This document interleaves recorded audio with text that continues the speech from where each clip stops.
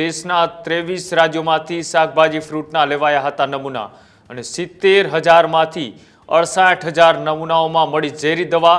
70,000 જેટલા શાકભાજી અને ફળોના નમૂના લેવામાં આવ્યા હતા અને એ નમૂનામાંથી 7 રાજ્યો એવા નીકળ્યા કે જેના જે સેમ્પલ હતા એ સૌથી વધારે પેસ્ટિસાઇડવાળા એટલે કે ઝેરી દવાવાળા, ઝેરી તત્વવાળા શાકભાજી અને ફળો મળ્યા।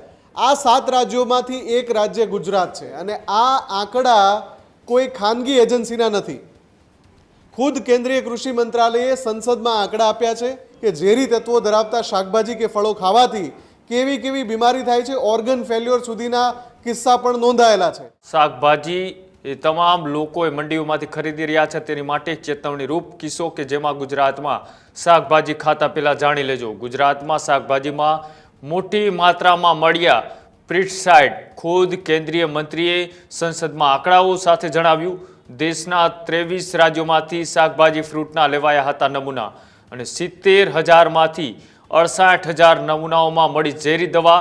ગુજરાતમાંથી શાકભાજીના 170 નમૂનામાંથી મળ્યું ઝેર। વધારે ઝેરી તત્વો મળ્યા તે રાજ્યમાં ગુજરાતનો પણ સમાવેશ છે। સૌથી વધુ ઝેરી તત્વો ધરાવતા 7 રાજ્યોમાં ગુજરાતે પણ નામ છે તેનું દાખલ કર્યું છે। શાકભાજી, ફળ, ધાન્યના કડક નિયમો છતાં નથી તેમનું પાલન થઈ રહ્યું તેવી સ્પષ્ટ વાત સામે આવી રહી છે કે એક નહીં અસંખ્ય રોગ નોતરી લાવે છે ઝેરી તત્વોના શાકભાજી।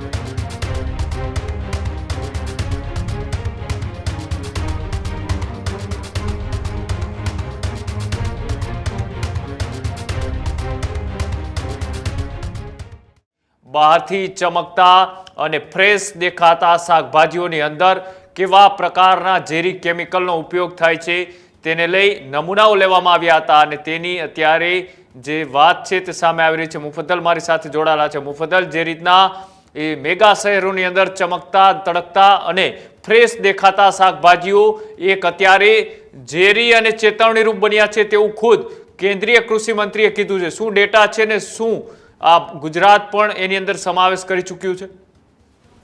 બિલકુલ, સૌથી મોટી ચિંતાની વાત એ છે કે પેસ્ટિસાઇડ સાથેના શાકભાજી કે ફળ ખાવાથી માણસના જે શરીર પર છે એટલી ગંભીર અસર પડે છે કે ગંભીર બીમારીઓનો ભોગ બનવું પડે છે।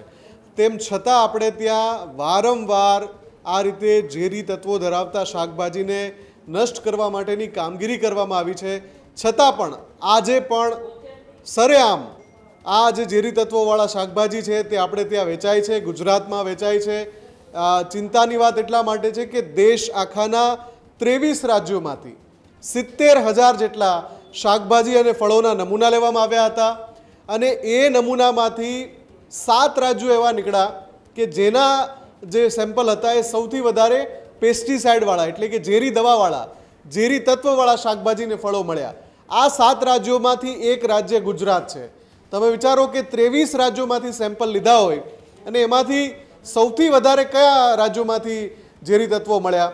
તો જે 7 રાજ્યોના નામ છે એમાં એક ગુજરાત છે અને આ આંકડા કોઈ ખાનગી એજન્સીના નથી। ખુદ કેન્દ્રીય કૃષિ મંત્રાલયે સંસદમાં આંકડા આપ્યા છે। આખા દેશમાંથી 70,000 જેટલા સેમ્પલ લેવાયા હતા। 3,000 જેટલા સેમ્પલ એવા છે કે જેમાં ખૂબ વધારે માત્રામાં પેસ્ટિસાઇડ એટલે કે ઝેરી તત્વ મળ્યું છે। ગુજરાતની વાત કરીએ તો 170 સેમ્પલ એવા મળ્યા છે કે જે ભયજનક રીતે પ્રમાણ મળ્યું એમાં પેસ્ટિસાઇડનું।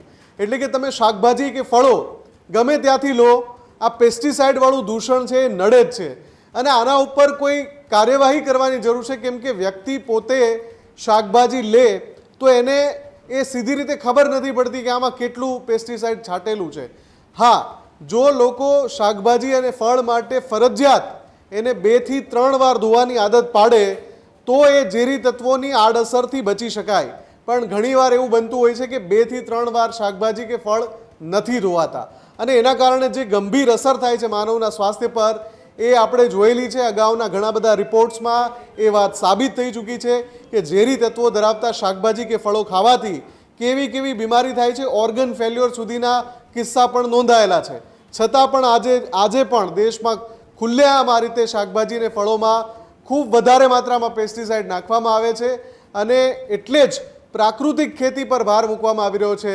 કમનસીબે જે ગુજરાતમાં પ્રાકૃતિક ખેતી પર ભાર મૂકવામાં આવી રહ્યો છે એ જ ગુજરાતમાં અત્યારે સૌથી વધારે આ પ્રકારે ઝેરી તત્વો ધરાવતા શાકભાજી અને ફળો વેચાય છે. ખેડૂત ભાઈઓ છે ખેતરમાં ડ્રોન ઉડાવતા હોય છે ત્યારે આપણે એક પ્રશ્ન સતાવતો હોય છે કે જે આપણે અત્યાર સુધી જીપીએસ ટેકનોલોજીવાળા ડ્રોન વાપર્યા છે, જેથી કરીને મોબાઈલ ટાવર છે અથવા તો હાઈ ટેન્શન લાઇન પસાર થતી હોય, કોઈ વૃક્ષો હોય, ત્યારે જે જીપીએસ ટેકનોલોજીવાળા ડ્રોન છે એમાં ટકરાય અને ટ્રેસ થાય છે. પણ એગ્રીઓન લાવ્યું છે GNSS ટેકનોલોજી ડ્રોન, જેથી કરીને એ ડ્રોન છે એ કોઈ જગ્યાએ ટકરાય નહીં, પોતાની રીતે જ ડિસિઝન લે છે અને મૂવ થઈ જાય છે, જેથી કરીને GNSS ટેકનોલોજી ડ્રોન છે એ વાપરવાનો આગ્રહ રાખો.